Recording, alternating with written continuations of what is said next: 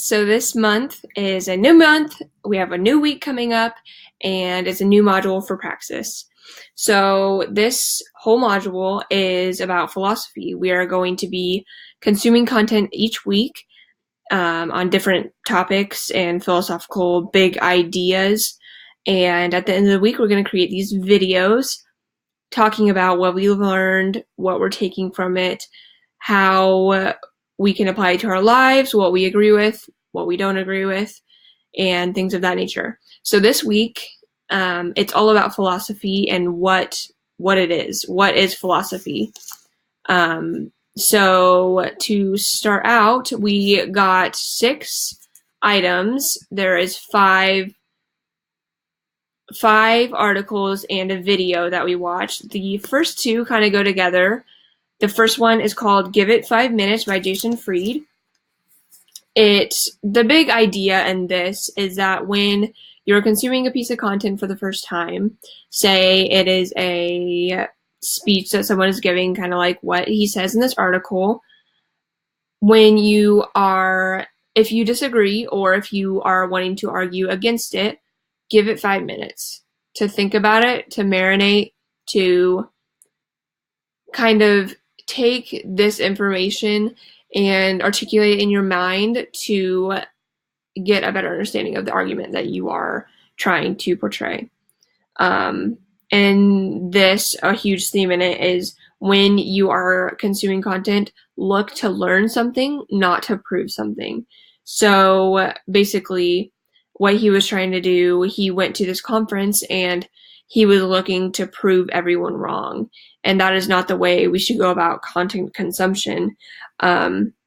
Pushing back on something means that you think you already know about the subject when you really don't, if you are learning about it for the first time. Asking questions means you want to know. So we need to ask more questions if we want to learn something. Ideas are fragile, and what he says in this article is perfect. It says, it is easy to dismiss ideas. It's hard to protect it, to think about it, let it marinate, explore it, riff on it, and try it out. I love that quote. It kind of hits it right on the head. And I propose this question at the bottom there: what would happen if we thought about things before arguing them? So I was thinking about it, and this brought me to social media. I know a lot of times people will take to social media to blow up on a certain subject they just learned about, especially politics or religion, things like that. They will go and blow up on social media and spend hours replying to comments of people getting mad at them for whatever they're saying. And I think if we really just think about what we just read, think about it, give it 5 minutes, and really simmer down from what you're getting all worked up about.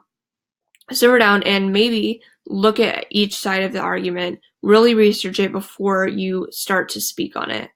And then that will really help you in the process of elimination for the comment section, as well as just making yourself more articulate when arguing for a certain subject. And then the next one kind of goes with it. It is called The Work Required to Have an Opinion. Now, this one was really awesome. I loved this article because I've never thought of opinions as needing to have work behind it. So basically what it means is you need to, what I was saying before, learn every side of the argument and really put in the work to research it and be the best at that argument than anyone else you know. And then that's when you can earn your opinion. Everyone is entitled to their own opinion, but you need to learn it. Not some people. You need to learn it. Earn it to be able to argue it. With this, a huge thing I took from it is to try to be informed rather than just opinionated. If you are informed, it will be a better argument than what if you were just opinionated about one certain subject and you didn't look at the other side. I love this quote at the bottom there. It says, "And you need to become your most intelligent critic. Part of doing that means you need to have intellectual honesty to kill some of your best ideas." And so that means if you have an opinion about this one thing and you never looked at the other side of the argument, you've maybe just heard about it. If you're looking into the side of the argument and you understand and you keep finding things that are, making more sense to you, sometimes you need to let some of those old ideas go. And sometimes your opinions will change. So that was that for that one. And the next one is called "We Have No Idea How Wrong You Are." So this one was probably my favorite. It was a video that we watched. It was a man giving a speech or a talk on this. And so basically the main ideas around this are that human beings are wrong. We are wrong more than we are right. We are the species who got it wrong. We are asking the wrong questions as well. He brings up a good point that why do we in this generation think that we are the ones who got things right or are getting the things right? Because if you look back in history at Isaac Newton, Albert Einstein, all of the great scientists, philosophers, professors, anything, they got some things wrong, but most of the time they got things, or some things right, but most of the time they got things wrong. But that didn't make them any less important in our society today. They still made milestones in the world of science and politics and philosophy and things like that. So if they got it wrong, then how do we know that we are right? So in 50 years from now, I can guarantee you we will look back to 2018 and we're going to be like, that was totally wrong. We found this out through science, research, philosophy, whatever. And we will know then that we were wrong now. We are always finding out things about ourselves. So bringing to my next point, he brings out not knowing thyself, which kind of means that we don't really know ourselves, in a sense. He claims that you don't know what will make you happy, your beliefs, your emotions, why you believe and why you feel them. So kind of why he thinks we don't think we know what will make us happy is that we fall prey to impact bias. We imagine the short term well and the long term poorly. Kind of like this might be an extreme example, but in relationships, if someone falls in love super quickly, gets married, and is just so in the honeymoon phase for like a few months or a year, and then in the long term, they see that wasn't the person for them. They just fell prey to impact bias. So they were imagining the short term and they were just so excited and they didn't think about the long term for their own lives. And I think that's so true with a lot of different situations. It just depends on what it is. We don't know what's going to happen in the long term.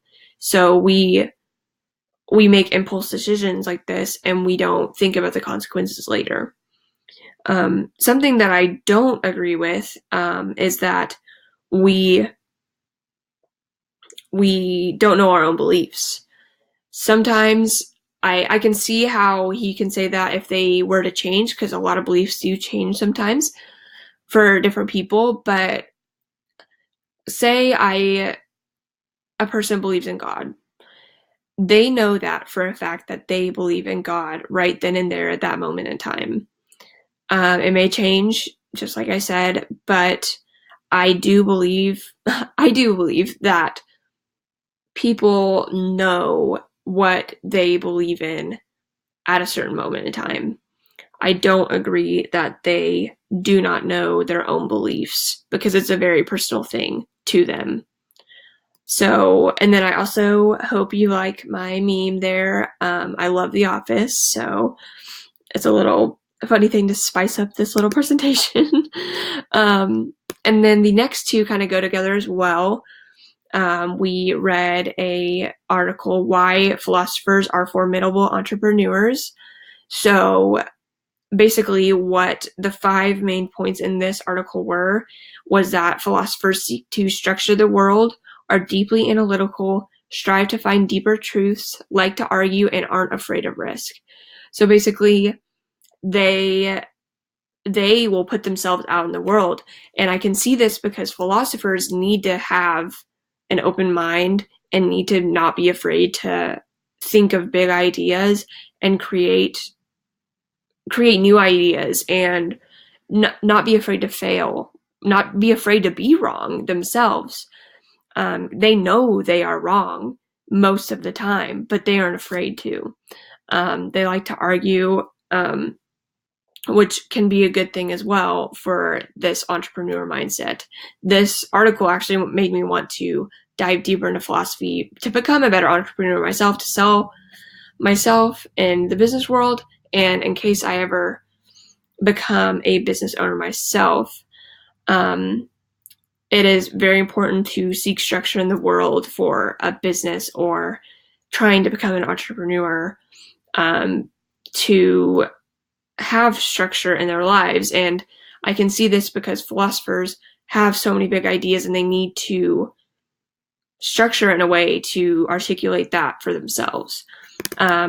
The next thing was a podcast and an article about what is philosophy. They interviewed a bunch of different philosophers and asked them what is philosophy, and a lot of these philosophers kind of laughed at the subject matter. And they interviewed multiple subjects, and some of my favorite quotes were, "Philosophy is a successful love of thinking," by John Armstrong. Thinking about thinking and making sense of a situation we find ourselves in. And I think that's so true, because we don't really know what to think about unless we are in that same situation ourselves. And then one other thing that I noticed was someone brought up the philosophy of mathematics, and I didn't even know that math had a philosophy. I just thought math was math and we just do it and that's how it is. But it kind of fascinated me. So I found this quote, and I'm going to dive deeper into this soon and write a blog post about it in the future. So if, in case any of you guys are like me, I hope I don't sound dumb, but I didn't know that was a thing. So I just really found that fascinating. And then the last thing was really interesting. It was, when do hypotheticals cover their costs? So basically, why hypotheticals matter in the world. So when I was a kid and in high school, we would always go over weird hypotheticals, and I would be like, this does not apply to me. Why am I doing this? I just don't even need to think about this because this would never happen. So people tend to brush them off like that. In reality, they're there for much, much deeper meaning and different reasoning. So, for example, if you could save one American or X amount of foreigners, how many foreigners would it take for you to save them? That's never going to happen to you. But this will give you a better sense of your values and other people's values and their lives, and it will help you coming to know yourself. So become progressively less wrong, as I said before. So I love this picture that I have with the button. It says, what if there were no hypothetical questions? And I think philosophy wouldn't be what it is today without hypotheticals, because we wouldn't be able to get to the deeper meaning of things as easily and get our minds wrapped around it as easily as we could if hypotheticals were not a thing. So that is what I took from this week. It was so fun to get to know all of these articles and all of these people who wrote them. And I hope you guys enjoyed, and I will see you guys next week. Thank you so much.